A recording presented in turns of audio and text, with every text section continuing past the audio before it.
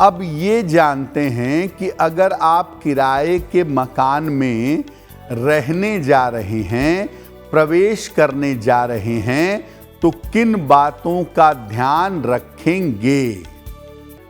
देखिए, किराए का ही मकान हो तो भी शुभ समय में और शुभ मुहूर्त में मकान में प्रवेश करिए। उल्टे सीधे समय पर बिना सोचे विचारे मकान में प्रवेश मत करिए। शुक्र की स्थिति कैसी है आपके मकान में प्रवेश करते समय? कहीं शुक्र अस्त तो नहीं है, कहीं शुक्र अष्टम में तो नहीं है।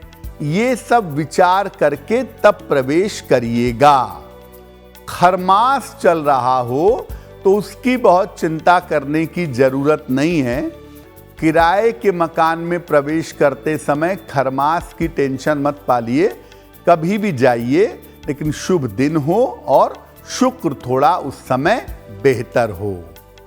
जिस दिन आप किराए के मकान में प्रवेश कर रहे हैं, कोशिश करें कि अपने घर में नवग्रह की पूजा करवा लें और एक हवन करवा लें। प्रवेश वाले दिन घर में नवग्रह की पूजा करवाना और एक हवन करवाना बड़ा अच्छा रहेगा। ऐसा करने से क्या होगा कि जब तक आप किराए के मकान में रहेंगे, शांति और सुकून से रह पाएंगे। और जिस दिन प्रवेश कर रहे हैं उस दिन छोटी सी एक पूजा करवा लीजिए और घर के मुख्य द्वार पर आम के पत्तों का वंदनवार लगा दीजिए। देखिए, शुरू के समय में कोशिश ये करिए, वैसे तो हमेशा ही कोशिश करिए कि मांस मदिरा का प्रयोग ना हो, लेकिन जब आप किराए के मकान में प्रवेश कर रहे हैं, शुरुआती 1-2 महीने में मांस मदिरा का प्रयोग घर में बिल्कुल मत करिएगा, नहीं तो नया मकान आपको सूट नहीं करेगा, आपको परेशानियां होंगी और आपको मजबूरी में मकान बदलना पड़ेगा। देखिए, हम में से ज़्यादातर लोग यही चाहते हैं कि हम किराए के मकान में रह रहे हों और किराए के मकान में रहते रहते ही हम अपना एक फ्लैट खरीद लें, हम अपना एक मकान खरीद लें और किराए के मकान से सीधे अपने मकान में जाएं। ऐसा करने के लिए क्या करना चाहिए कि किराए के मकान से मुक्ति मिले और अपने घर में या अपने फ्लैट में जा सकें। देखिए, किराए के मकान को अपना मकान समझिए। अब ये नहीं कि किराए का मकान है, मकान मालिक कोई और है तो मकान को नष्ट कर रहे हैं, नहीं।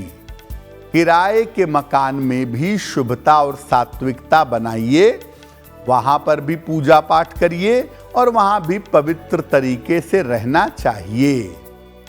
पूजा स्थान पर अपने किराए के मकान में ही हनुमान जी का चित्र या हनुमान जी की एक मूर्ति रखिए। रोज प्रातः और शाम के समय उनकी उपासना करिए। कम से कम दोनों समय एक बार हनुमान चालीसा पढ़िएगा।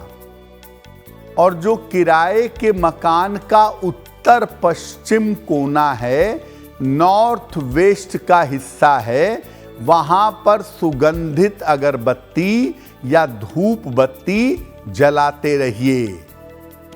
और किराए के मकान को खराब मत करिए, उसके रख रखाव पर और उसकी सुरक्षा पर ध्यान दीजिए, क्योंकि जब आप संपत्ति का ट्रीटमेंट सही तरीके से करेंगे तो आपको अगली संपत्ति मिलना आसान होगा। इसलिए किराए के मकान के रख रखाव पर और उसकी सुरक्षा पर आपको ध्यान बनाए रखना चाहिए। अगर आप मुझसे जुड़ करके अपनी समस्याओं का समाधान चाहते हैं और चाहते हैं कि आपकी समस्याओं को ज्योतिष के माध्यम से सुलझाया जाए, तो आप हमसे संपर्क कर सकते हैं, जुड़ सकते हैं एस्ट्रो तक पर।